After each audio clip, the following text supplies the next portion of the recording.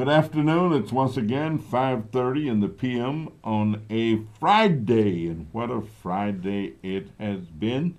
This is your host for the next 25 minutes of Hotline 21, the most interactive television in the nation.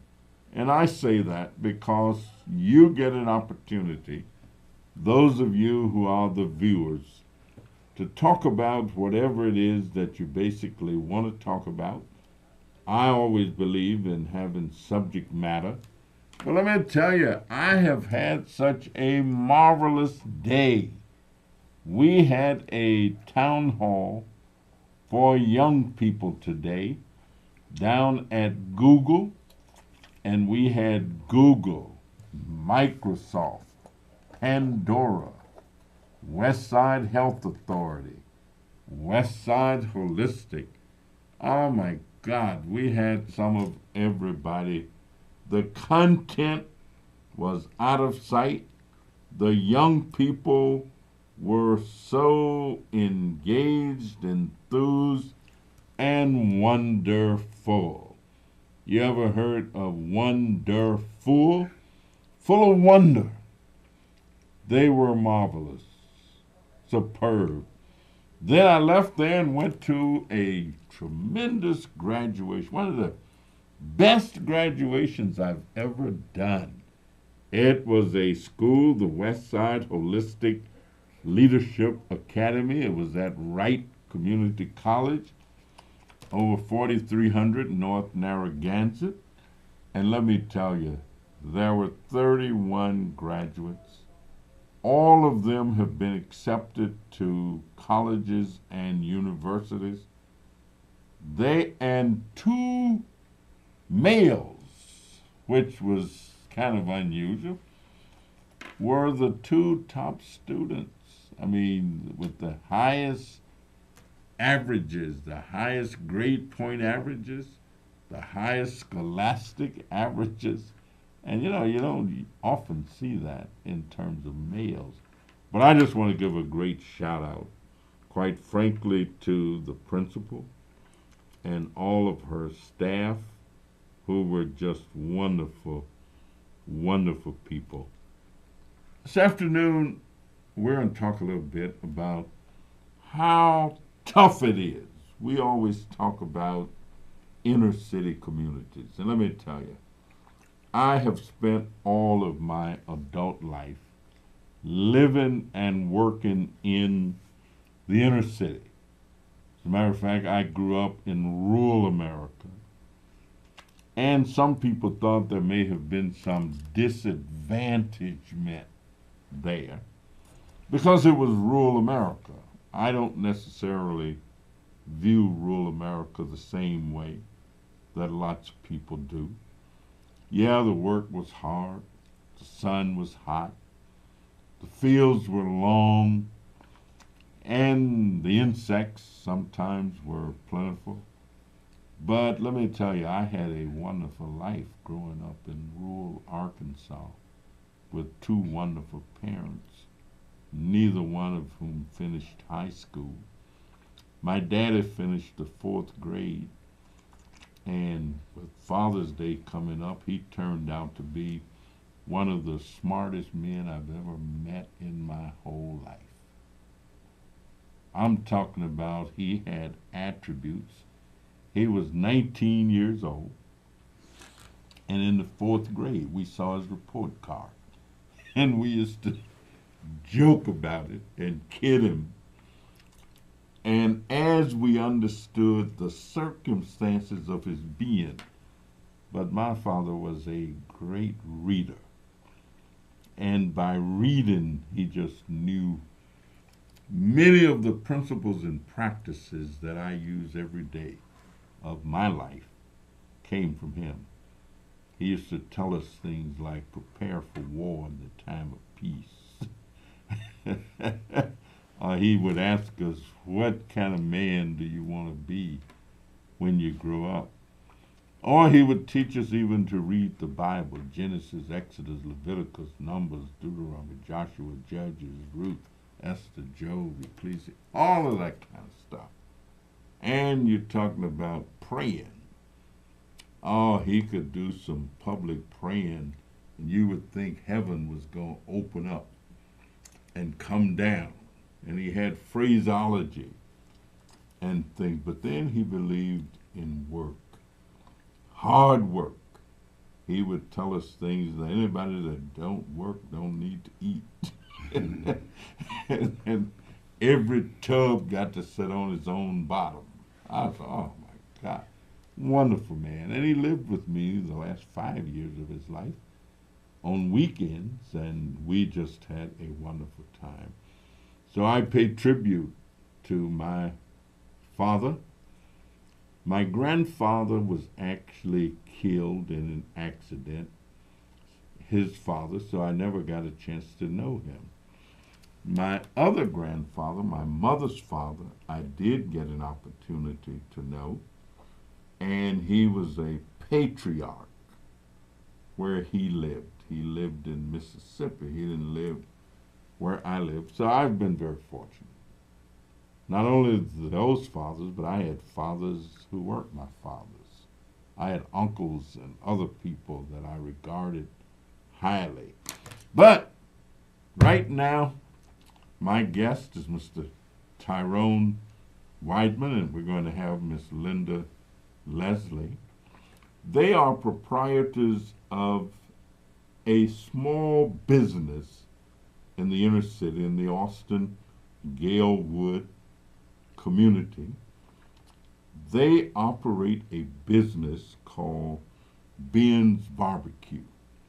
One of the reasons that they are here this afternoon is because they hire ex-offenders. And I was just telling a member of my staff that I ran into 3 people at this graduation who thanked me for helping them get their records expunged and for helping them, one guy, even as he was in prison, to come out of prison, and his son was graduating, and I was able to take a photograph with them. But there were 3 people who came up to me and said, we really appreciate the work that you do, especially with reentry.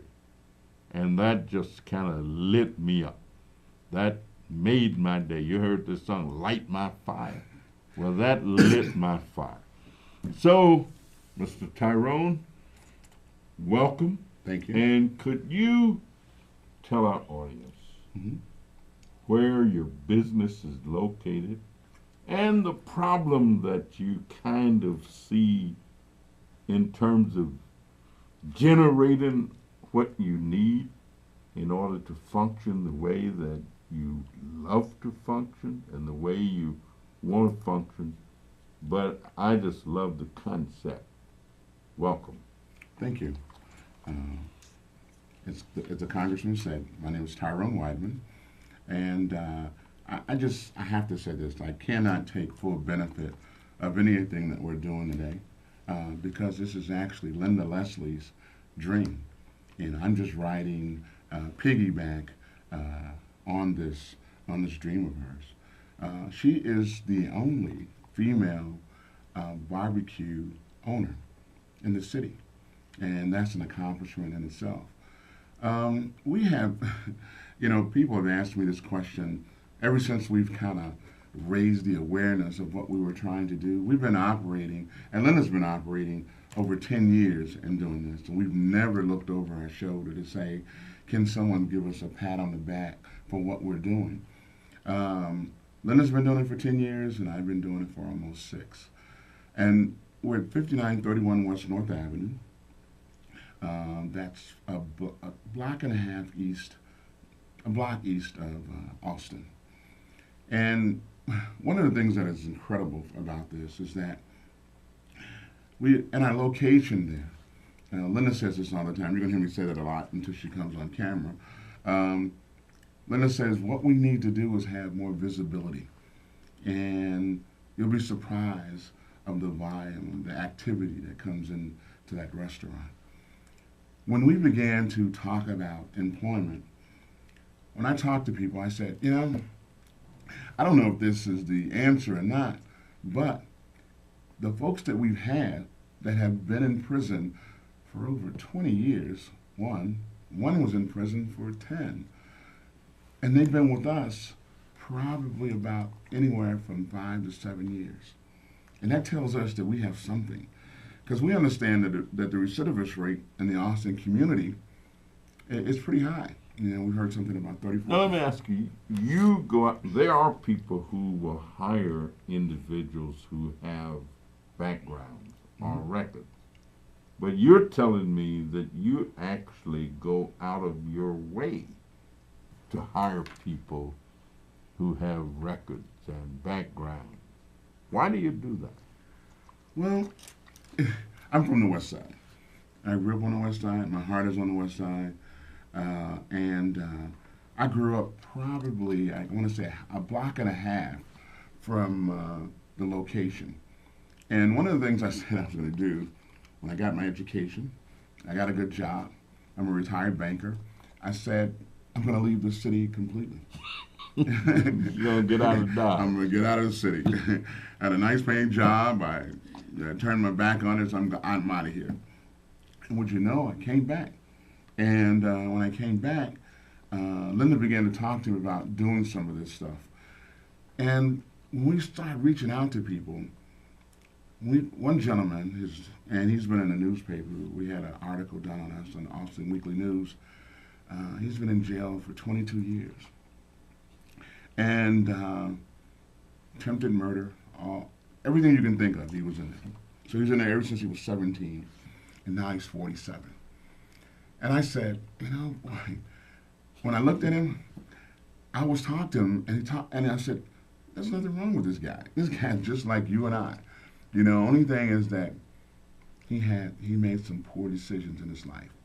And so when we hired him, of course, just like any other, like I said, I'm a retired banker. I've fired people as a banker.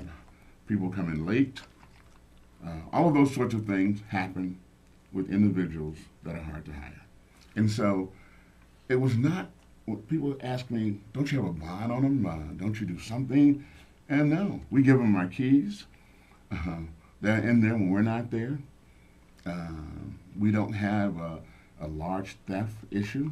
People eat a lot though, because the food is good.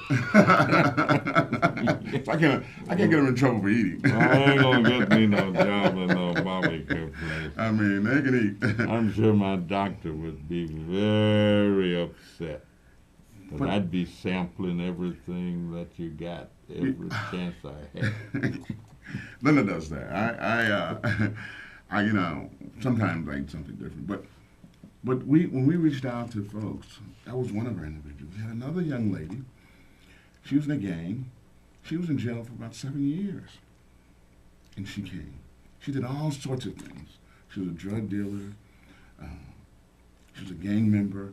All of those sorts of things she was in. And then she came, and once again, I blocked that out of my mind when we began to talk. And it was just like talking to anyone else.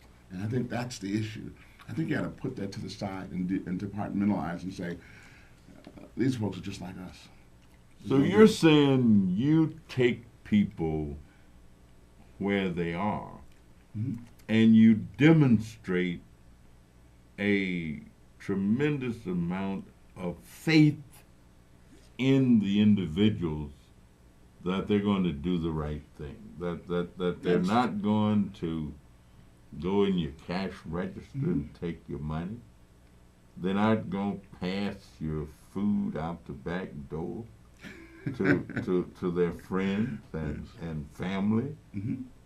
They're going to function like anybody else because they have an opportunity to work, and that they will live up to the responsibility of a job and what that job is supposed to do for them. Yes, and one of the things that we've been fortunate to do is that we pay a little bit above the minimum wage.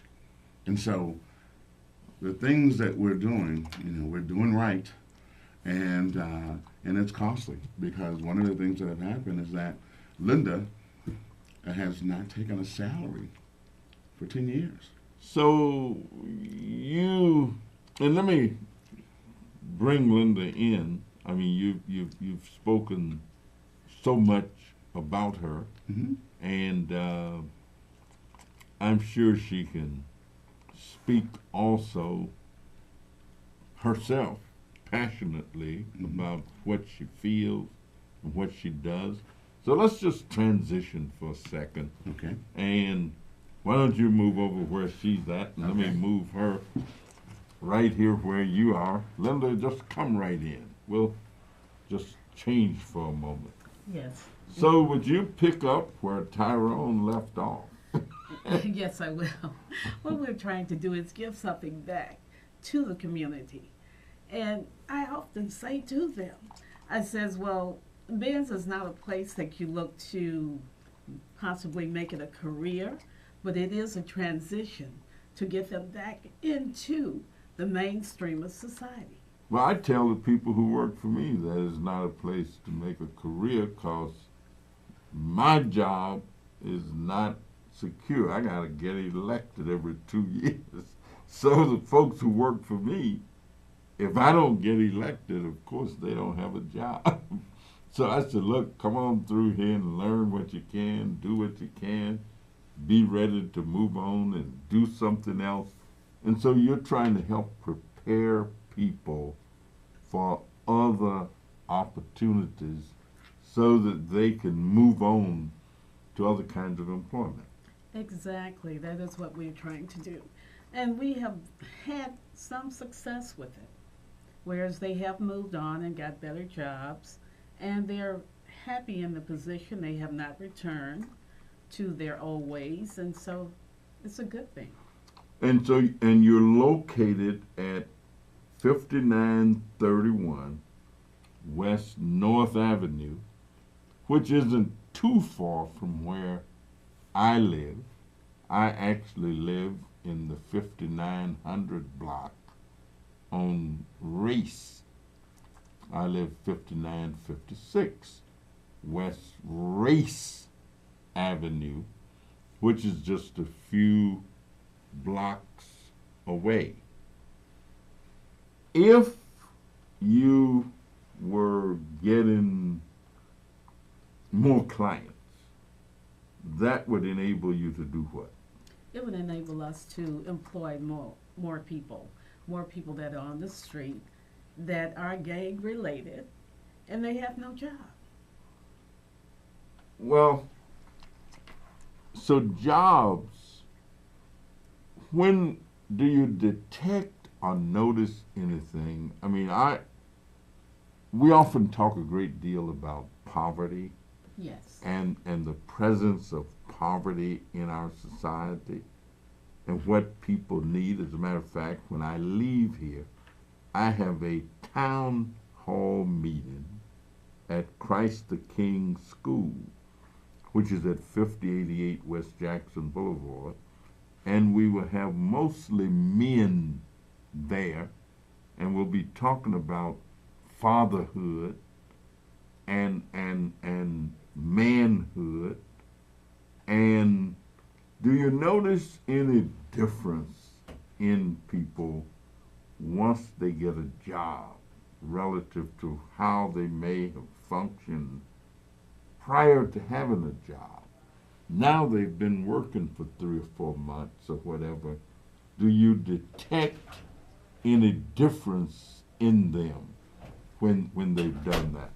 Yes, I do. Yes, I do. One of the things is I think it is every man's dream to be able to support and provide for his family. And I have seen more of that since they have a job, they have a sense of commitment, and some stability in their lives. So yes, it is very effective. Well, you know, I always say that if you have a job, then you have a sense of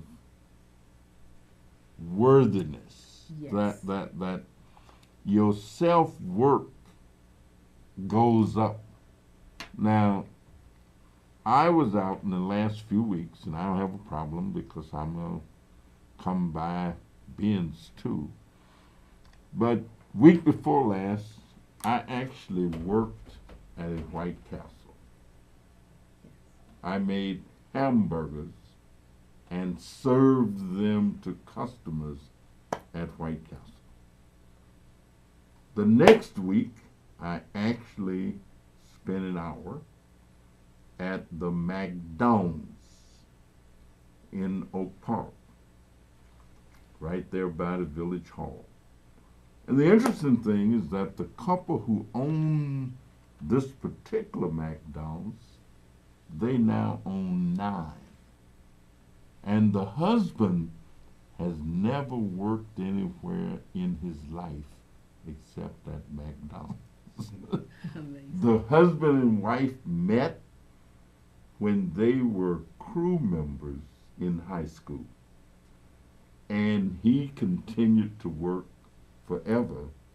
And ultimately, they obviously got married. And he got a chance to purchase the McDonald's where he worked. Now they own 9 of them. Next week, I'm going to be at UPS, United Parcel. And I go to these places and work because I want to push the concept of the dignity of work. That work is a virtue. That work builds self-esteem. That work builds character. And even though you may not be making as much money as Donald Trump when you work, but when you work, you bind yourself to the environment of which you are a part. And that's one of the reasons that I admire so much what you and Tyrone are doing, is because you are giving people an opportunity to work and be contributing members of the society of which they are part. Yes, and that is very important. And it does develop character. And the food, I just heard a member of my staff praising the food. And I said, well, you know, they got an opportunity to know something because I was out of town when they were getting this food. And they do like to eat, I must confess. I mean, I ain't talking about them. but they eat. I mean, they get food from everywhere. I'll come in there some days, and they got people who deliver. They do not believe that man lives without bread. I mean, we have a whole lot of conversation and other stuff, but they also believe that this bread is a part, you know, give us our debt, we forgive us our debtors, but give us this day, our daily bread, and if you got a little meat to go on it, and some barbecue sauce, and some other kind of things, then you're in good shape. Yes. Well, thank you. I thank you both. As a matter of fact, Tyrone, I would appreciate it if you would stand right here as we prepare to go off, so that all 3 of us are in this particular shot. And I think it's really just so marvelous what you all are doing, not so much and so just for yourself, but for the community that you live in and are a part of. I thank you. And the first chance I get, which may be tomorrow, Yes. I'm going to We're be back thinking we're there planning on it. to get my shot of that barbecue Yeah. and see what it's like. Thank you all so much. We want to thank all of our viewers, and we will see you next week.